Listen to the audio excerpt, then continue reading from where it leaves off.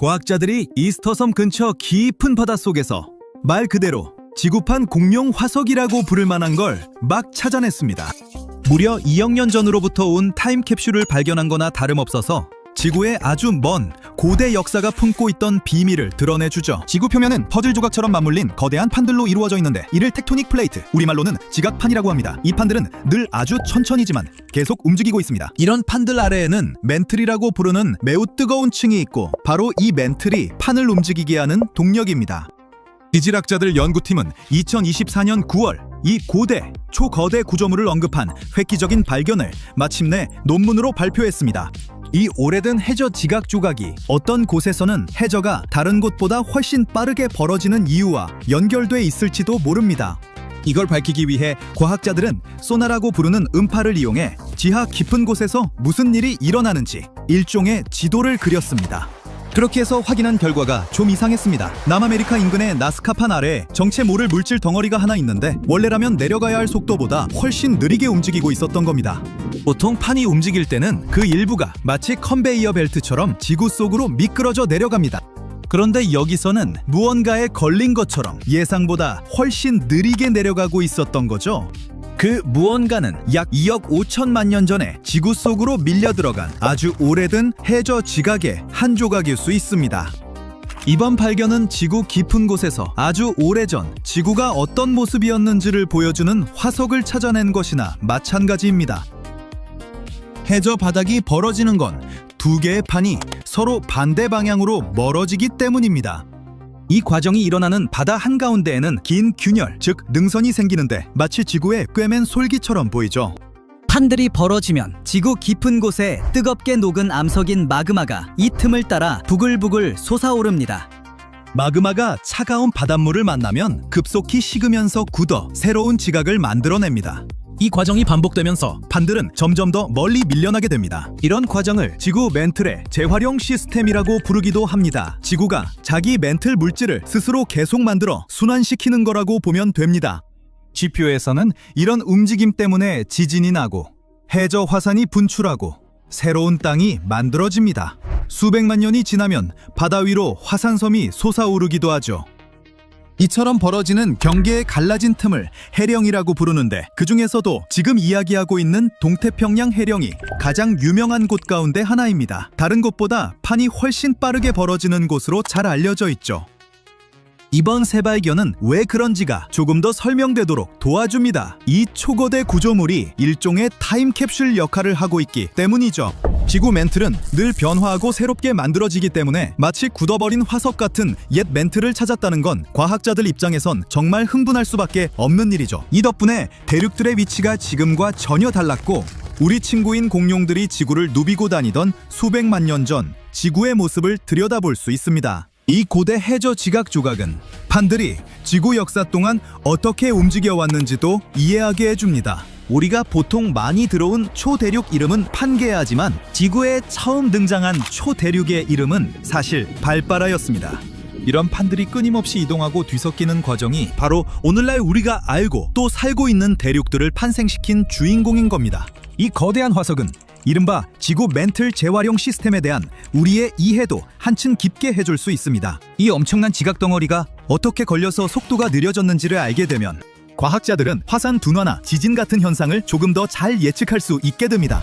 게다가 화성이나 금성처럼 다른 행성들 속에서는 어떤 일이 벌어지는지도 이해하는 데 도움이 될 수 있습니다.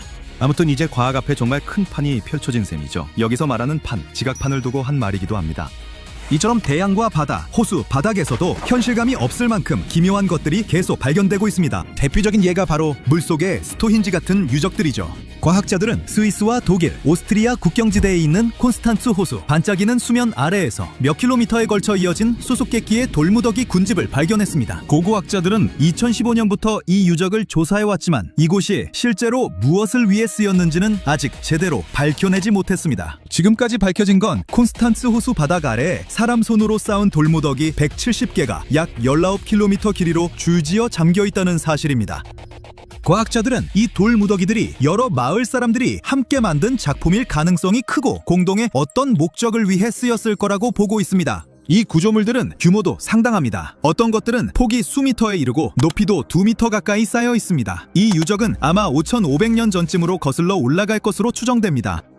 그래서 과학자들이 이곳을 물속의 스토헨지라고 부르는 것도 우연이 아닙니다. 두 유적 모두 비슷한 시기에 세워진 것으로 여겨지거든요. 스톤헨지는 기원전 3100년 무렵으로 거슬러 올라가고 또 두 유적 모두 원형으로 배치된 석조 기념물이라는 뚜렷한 공통점을 갖고 있습니다. 사촌쯤 되는 사이라고 해도 되겠죠? 한편 2007년에는 미시간 호수 밑에서도 또 하나의 미니 스토헨지처럼 보이는 구조물이 발견됐습니다. 수면 아래 약 12m 깊이에 있는 이 돌 무더기 원형 구조는 토착 원주민들이 만들었을 거라고 여겨집니다.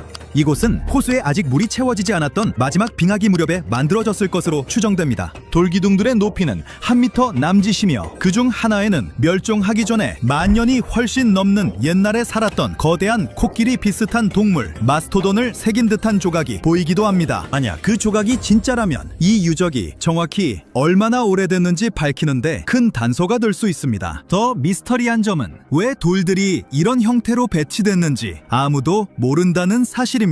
하지만 근처 비버 섬에서도 비슷한 돌 구조물이 발견된 만큼 전문가들은 이 배치가 우연일 리 없다고 보고 있습니다. 분명 의도를 가지고 그 자리에 놓았다는 것이죠. 돌들은 두 개의 고리 모양을 이루고 있습니다. 바깥 고리는 폭이 12m 안팎이고 안쪽 고리는 폭이 6m쯤 됩니다. 돌은 모두 이 지역에서 나는 화강암으로 만들어졌고 대략 9,000년 동안 그곳에 머물러 있었습니다. 북미에서 발견된 구조물 가운데 손꼽히게 오래된 유적인 셈입니다. 얼마나 오래된 건지 가늠해보자면 이 돌들은 영국의 유명한 스토헨지가 세워지기 훨씬 이전에 이미 자리를 잡고 있었고 스톤헨지가 세워지려면 그 뒤로도 4,000년은 더 지나야 했습니다. 이제 시선을 일본으로 돌려보면 또 다른 수수께끼의 구조물이 발견된 곳이 있습니다. 처음 보면 마치 물속에 가라앉은 마추픽추처럼 보입니다. 현장에는 거대한 피라미드 모양 구조물과 아치, 계단들이 가득한데 한눈에 봐도 궁전이나 성으로 쓰였어도 이상하지 않을 정도입니다. 바로 이곳이 요나구니 기념비입니다. 일본의 아틀란티스라는 별명으로도 불리죠. 전체 규모는 축구장 5개를 이어붙인 것과 비슷하고 높이는 5층짜리 건물 정도에 달합니다. 그 중에서도 가장 눈에 띄는 건 수많은 사람이 모일 수 있었을 법한 넓은 계단식 단차 구조입니다. 탐험가들과 과학자들은 요나구니 유적이 만년 전으로 거슬러 올라간다고 보고 있지만 이곳이 인간이 만든 인공 구조물인지 자연이 빚어낸 지형인지를 두고는 여전히 논쟁이 이어지고 있습니다. 일본을 대표하는 해양 지질학자에게 요나구니는 잃어버린 문명이 남긴 유산처럼 보입니다. 이 학자는 지난 10년 동안 이 유적을 조사하기 위해 물속으로 뛰어든 횟수만 해도 100번이 넘습니다. 그에 따르면 그 아래에는 인간이 활동한 분명한 흔적들이 남아 있습니다.